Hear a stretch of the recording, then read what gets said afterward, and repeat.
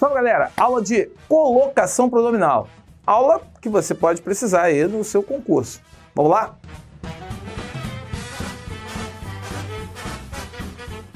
Colocação pronominal, eu estudo basicamente o quê? A relação do pronome oblíquo, ou seja, me, mi, comigo, te, ti, contigo, ou ali, se, si, consigo. Eu estudo a posição do pronome oblíquo em relação ao verbo. Eu posso colocar esse pronome oblíquo de três formas em relação ao verbo.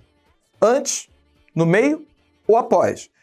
E tem nomes específicos para caracterizar isso. Então veja bem, toda vez que você falar para mim assim, há um caso de próclise.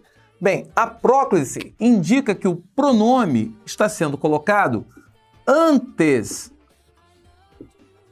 do verbo. E como eu estou colocando o pronome antes do verbo, o que vai acontecer? Na língua portuguesa, nós dizemos que existem palavras atrativas. O que significa palavras atrativas? São palavras que vão atrair o pronome para antes do verbo. Quais são as palavras mais comuns? Por exemplo, aqui eu estou usando o não. O não, jamais, é uma palavra negativa. As palavras negativas tendem a funcionar como o quê? Palavras atrativas que vão forçar a próclise, ou seja, vou botar o pronome antes do verbo. Eu posso aqui fazer o seguinte, aqui me ajudam. Veja bem, quando eu escrevo aqui me ajudam, o aqui é um advérbio. E os advérbios, você pode deixar marcado aí, também funcionam como palavra atrativa. E aí, ó, o verbo está aqui e o pronome, ó, está sendo colocado antes do verbo, atraído pelo advérbio. Eu posso ter ainda, ó, a casa que me abriga é boa. A casa a qual me abriga é boa. Observe, o me aqui, ó, está sendo atraído por esse que é um pronome relativo. Então você pode botar aqui, ó, pronome relativo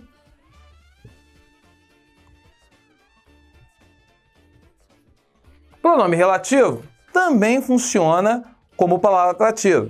E aí, eu tenho ainda uma outra possibilidade. É certo isso, é certo que me ajudam muito. Esse que aqui é uma conjunção. É uma conjunção subordinativa. As conjunções subordinativas também funcionam como palavras atrativas. Então, ó, o me aqui, ó, verbo está aqui, o me está sendo atraído pelo que é uma condição subordinativa. Então, veja bem, normalmente os casos de próclise você terá o quê?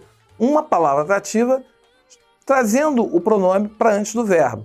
Agora, quando eu falo em mesóclise, o que acontece na mesóclise? O pronome é colocado, veja bem, o pronome é colocado no meio do verbo. Por isso mesóclise. Porque a palavra, o pronome vai ficar bem no meio do verbo. E aí tem uma curiosidade. Quais são os casos que permitem isso? Veja bem, ela dar-me-ia atenção. Observe que o pronome está aqui, ó. Ela dar-me-á atenção. O pronome está no meio do verbo. E aí o que você tem que observar? Os casos possíveis. O futuro do pretérito ou o futuro do presente. Somente nesses dois casos você pode dizer que você tem casos de mesóclise. Quando o verbo está no futuro do pretérito ou o verbo está no futuro do presente. Isso pode ser desfeito se tiver, por exemplo, uma palavra negativa. Ela não me daria atenção. A gramática aceita que você desfaça a mesóclise por conta da palavra negativa, que é muito poderosa e atrai o pronome para antes do verbo. Mas, do resto, você vai usar a posição aqui, esse tipo de organização. O último caso é a ênclise. E a ênclise é quando você coloca o pronome depois do verbo. E aí você tem casos clássicos de prova, como beija-me agora. Veja bem, o me está colocado após o verbo, porque o verbo está no início de frase. Então, ó, sempre que o verbo está no início de frase, você vai ser obrigado a usar a ênclise. Então, ó, verbo no início de frase.